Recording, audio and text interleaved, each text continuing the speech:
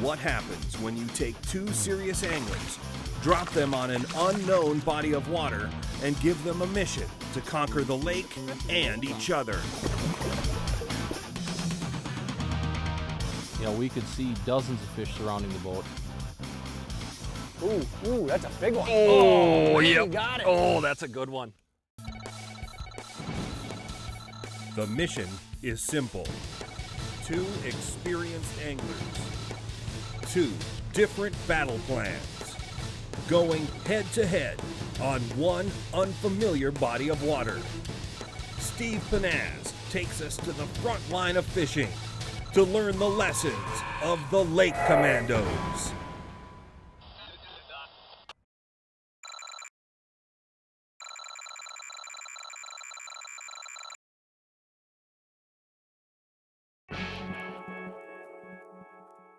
You know what hike, John, is when you finally find the little brown sign that says lake access. When you go commando, it's rarely easy. In fact, there are times when just finding the access can be a challenge. I haven't been on a lake this clear since 2001. Oh, it's been a long time since I've seen one this clear. Oh, it's unbelievable. But when you put in the effort, get off the beaten path, the reward can be spectacular. Today, Steve joins one of the best bass sticks in the upper Midwest, owner of Thorne Brothers Custom Tackle, John Roundsley, on an unfamiliar lake that's supposed to be loaded with hungry smallmouth bass. Their mission? Find those brown bass and make them bite. I love to fish largemouth, but I also love to fish smallmouth. And we made a decision this morning not to fish bass, but to fish smallmouth bass. And that helped us limit where we fished, and it helped us decide what patterns we were going to use. No matter how good a body of water looks from the boat ramp, it's rarely the same when you get on the lake for a closer look. Here are the details on today's battleground. It has a max depth of 78 feet, but over a third of the lake is less than 15 feet deep. It's classified mesotrophic or moderately fertile, but the water clarity is astounding with Secchi disc readings over 14 feet. Available habitat is ideal for a wide range of fish species with very defined shoreline breaks, deep, cool water sanctuary areas, and good mid-lake rock and gravel structure. Cover is adequate with a wide variety of submerged vegetation including cabbage, coontail, and other grasses, but very little emergent vegetation. Rock and gravel is also predominant throughout the lake. Primary forage includes yellow perch, ciscos, and spot-tail shiners, while the dominant predators in the lake include smallmouth bass, largemouth bass, walleye, northern pike, and black crappie. It's late summer and weather conditions are stable and ideal with water temps in the low 80s and no wind. That's the battleground the Lake Commandos are facing, and we're about to find out their plan of attack. But we also want to know how you would fish it, so let us know online. What I've decided on, I'm going to go a little finessey. I'm going to go with the drop shot with a Berkley Havoc bottom hopper, 6 1/4 inch with a 1/8 ounce weight. I've also got the Fenwick Elite Tech Smallmouth Series 6 foot 9 inch medium light, along with a Patriarch Fluger reel and 8-pound 100% fluorocarbon Berkley line. I'm going to go a little old school. Drop shot's a little newer, but tubes are old school and tubes are deadly. I'm going to fish a 3-inch power tube in different colors. We'll figure out what we want. But I want to show you something a little unique about my rig. Notice these little weights? These are Sebile soft weights, and you can actually thread those onto your hook. And they're made of live wire and tungsten, a tungsten powder, and you can just add as many as you need to get down. But what's cool about these weights is you can position them on the hook and affect the way the bait falls. I really like this. I've got a 1/0 wide gap hook. I'm going to bury that hook in there like this, and it's not straight, but when I get out there, I'm going to rig it. 8-pound, this is 100% fluorocarbon Berkley, and I tie off to a 10-pound nanofill main line. I'm going with nanofill because it casts 1,000,000 miles. I still got the invisibility of the fluorocarbon, but I also got the no stretch and the casting ability of nanofill. I'm using a 6'9" Fenwick Elite Tech medium action, a Fluger Patriarch reel, one of the lightest, smoothest dragged reels on the market right now. And this is the rig I'm going to use to beat John today. So it'll be Roundsley's drop shot against Pennaz's tube. Each commando will get 2 hours to use their chosen technique. A coin flip puts Roundsley in the front of the boat first. You got the boat for the first 2 hours. Where do you want to fish? I think you're headed just about right at it. I like that inside turn with the kind of a steep break along that shoreline. You like where the deep water comes close to the Yep. shore? You want to fish this area right in here, huh? Yep. This lake today is brand new. I've never fished it before. I've never even seen it before we pulled up to the boat ramp. But once we got on the water, it felt very familiar because it had a lot of the same characteristics of some other lakes that I've fished. Traditional wisdom would be to go out into 25, feet of water, even in this kind of clarity. Why this shallow? You know, one big thing is this time of year they seem to pull up on these shallow flats and come up to eat. He's looking at it. Another one. There's another one. Nice big fish right here. Oh, geez, look at that one. Look at that one. Look at that one. He's just under the surface. They're a little spooky. Yeah, they are. Well, if I looked up and saw us, I'd be scared too. You know, we could see dozens of fish surrounding the boat, but if we could see them, they could see us, and they were almost uncatchable. And at that point, the there you real go. long casts were the ticket. Well, That's a smallie. fish. Not a real big one. No, but it's a smallie. Yep. You're up by one. And I touched him. First one of the day. Nice. Just minutes into the day and Commando John Roundsley is on the board. It looks like Steve Pennaz is gonna have his hands full today. Lake Commandos is brought to you by Abu Garcia, For Life, Trilene, Anglers Trust, Berkeley Trilene, Ranger Boats, still building legends one at a time, Spiderwire, nothing gets away, and by Fish Hound, when to go, where to go, what to throw. Jeez. The Lake Commandos are on a mission to find and catch big smallmouth bass on a small natural lake. For Commando John Roundsley, today's mission is just another day at the office. John is co-owner of the famed Thorne Brothers Custom Rod and Tackle Company based in Blaine, Minnesota. The Thorne name is well known among all anglers, but is especially revered amongst avid fly fishermen and muskie hunters throughout the country. John is also a serious tournament bass angler who competes in most major tournaments across the Midwest annually. I'm using a fairly large hook for drop shotting. It's a 1/0 wide gap worm hook. And the reason for that on some of these bigger smallmouth, when they take this bait in, some of the smaller hooks just don't seem to grab that heavy top lip like I'd like. When this is in the water, it sits perfectly flat. It'll flatten out and sit neutrally buoyant. Fish. Oh, Woo! There's a late summer bass, huh? Wow. Thank you. there you go. On the board. Oh, another nice one. What a nice one, huh? Look at that. You gave me a good tip right there in that I was fishing the bait a little too aggressively, and you said, you're not moving it. I cast out, let it sink to the bottom, and picked up, and he's on there. I hadn't moved it. I gotta learn to keep my mouth shut. The more we learn about adjusting to things that other people aren't doing, the better we're gonna be. John was fishing a lot slower than I was. I was jigging that thing more aggressively when we first started, and he was stroking them fishing slower. You know, in the shallow water, they got nowhere to go but up. Another nice small one. Oh, are you hooked up already? He doesn't know he's There he hooked is. yet. A good one? You know, John, I switched from 10 to 6 pound. This is my first cast. In the first couple seconds, I got a fish. Not a big one, but I'll take them. The funny thing is, if I'd have been coming down the shoreline, I'd figure, no, they're not biting. But the truth is, I was rigged wrong. We're basically fishing kind of a sandy gravel flat, real close to deep water on the inside of the weed line. These fish are up here and they're just cruising and it looks like they're chasing bait fish and eating.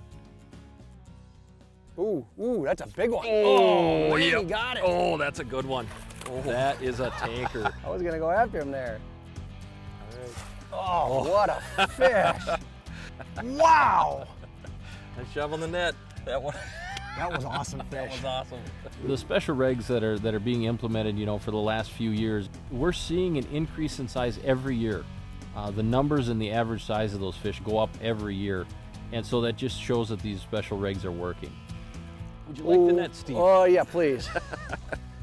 That's on that flat worm. It's a gulp bait. Yes. There we go. Nice job. Ah, that's a nice one too. That's another good one. See, I don't know if you've seen these before. It's actually a saltwater bait. This is a gulp flatsworm. And just take a look at this thing. Isn't that cool? That is cool.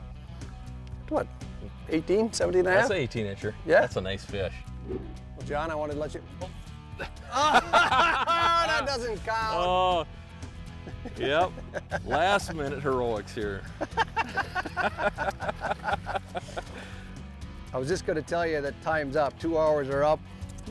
And you flip out there to get this last fish, and that's a nice one. It's a nice one. Yeah.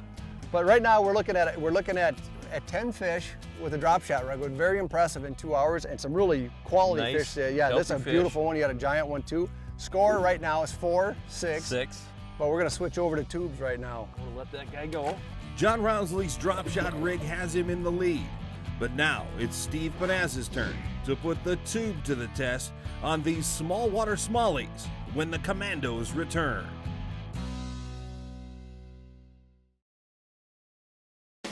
This segment of Lake Commandos is brought to you by Yeti Coolers. Yeti, wildly stronger, holds ice longer.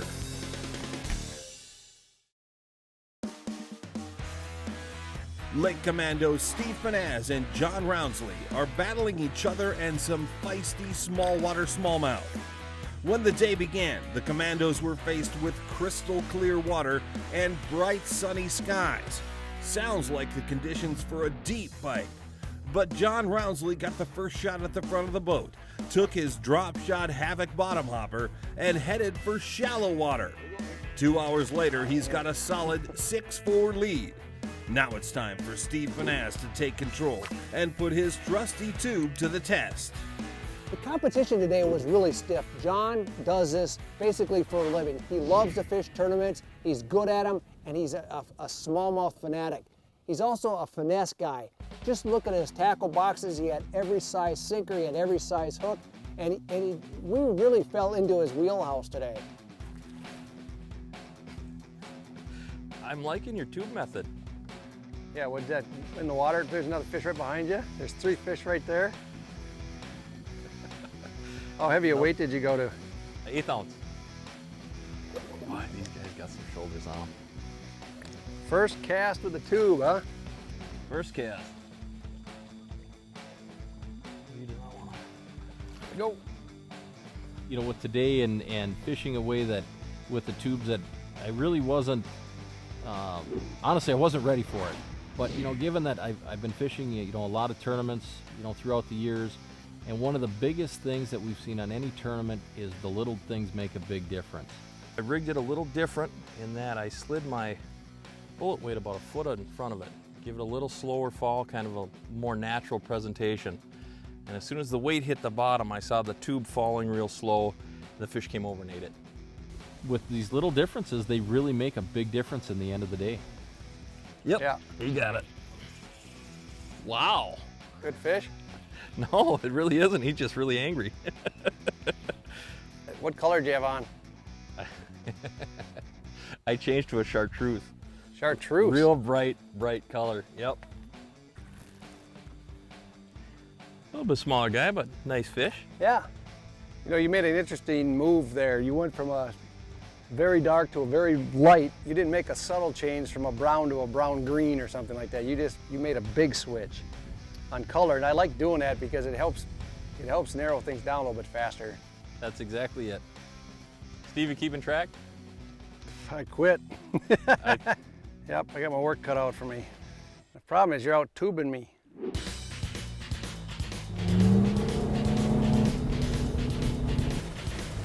A real nice break right there.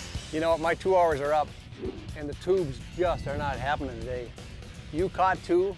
I actually had 2 fish on, but they were small. I mean, little tiny things, but they're not responding to them at all. I think we go back to the drop shot. The drop shot's clearly the better option. Now, in defense of the tubes, the fish that we were seeing shallow aren't there in the numbers that we were seeing, you know, earlier today. Yep. So it seems like this high sun, and you know, it's midday, late. It's actually, you know, 1:30 right now. It's pushed them out. Yep. I think it's pushed them out. So we're gonna have to move a little bit deeper, but yeah, the tubes, they, you know. They're looking at it. They're looking at it. They're just not committing. No, they're not. So we'll make the switch and we'll go back to drop shotting. All right, very good. It's rare, but today the tube came up short. Still, with a little time left, Steve Pennaz could make a comeback. Oh, ooh, it's a toad. That is a good one. Oh, man. Lake Commandos is brought to you by Yamaha Marine. Reliability starts here. Johnson Fishing. Yeti Coolers. Wildly stronger. Keep ice longer. Not too kinky. No kinks ever. And by Humminbird. Simply, clearly better. The Lake Commandos are taking it to some small water smallmouth. And so far, John Roundsley is in complete control. But Steve Pennaz isn't done yet. Yep, there's one. He's on me. Got him. Oh, ooh, it's a toad. That is a good one. Oh, man. Yep. That was fun to watch him slide out from that log and chow. There we go. All right. Nice fish. You know, we've gone a while without a bite. Yeah. It's nice to finally get bit. We were looking at fish from this break line between 3 and maybe 4 feet, and we, you know, even with the great water clear, we would move up on them. But the difference was whenever we found little spots that had something different, it wasn't just clean sand. If we had a little depression or a little break or a little bit of weed growth, or in this case, there was actually some log structures out there, all of those areas held fish. There's one. Ooh, look at that cabbage right there. I gotta keep them out of there. Ooh, that's a big fish. Yeah, we got him. Got him. You know what? There's beautiful fish and there's beautiful fish. I mean, this is like a 10. This is like a Miss America candidate. That is a beautiful fish. You know, I think it's one of those situations where we're trying to target fish we can see, and it's so much fun when we get bit, but it's those longer casts. They're the ones that are producing fish like this one. Let him back in there. I hate to leave fish, but it is time to go. It is time, isn't it? Hey, you know, we fished drop shots this morning. We did really well on them, and then we switched over to tubes, and we caught fish on the tubes, but it just clearly it was a big difference between drop shot and tubes today. Hey, I love fishing tubes. They just didn't produce, but the competition's over. You smoked me today. I think you had 9, maybe 10. I had 5, 9. maybe 6 or 4. I don't know. I lost count. I got thumped today, guys. I absolutely got thumped, and you know what? I came away the winner because I learned a lot about finesse bass fishing. I'm a better angler because of fishing with John Roundsley today. Going into it with the drop shots and things like that, I was feeling pretty good about it. He made a run at me for a while, and then once we got to switch back to the drop shot again, you know, it was nice to kind of pull away and not look back. You know, today was all about making good decisions and fine-tuning the presentation. We used a 6.25-inch bottom hopper from Havoc in a lot of different colors. You know, red fleck, green pumpkin red fleck, green pumpkin gold fleck were both really good. We rigged them wacky style on a 1/0 hook like this. We used an 1/8 ounce sinker instead of a 1/4 ounce. I started a little bit too heavy. This is 8-pound, 100% fluorocarbon from Trilene. And you know, that was the business end today, and it really produced. We also found that you couldn't fish that we could see. You had to make long casts and not move the bait a lot. And those were the tweaks that made the difference between catching fish and not catching fish today. John, I have to admit I'm not used to this, so I'm not probably going to be very good at it. But I do have for you the $2 Lake Commando bill, and I have signed it. John, you seriously know how to go commando. Congratulations. Thank you very much. There you go. This one is not going to be spent anytime soon. think it's going to go in a frame in my office.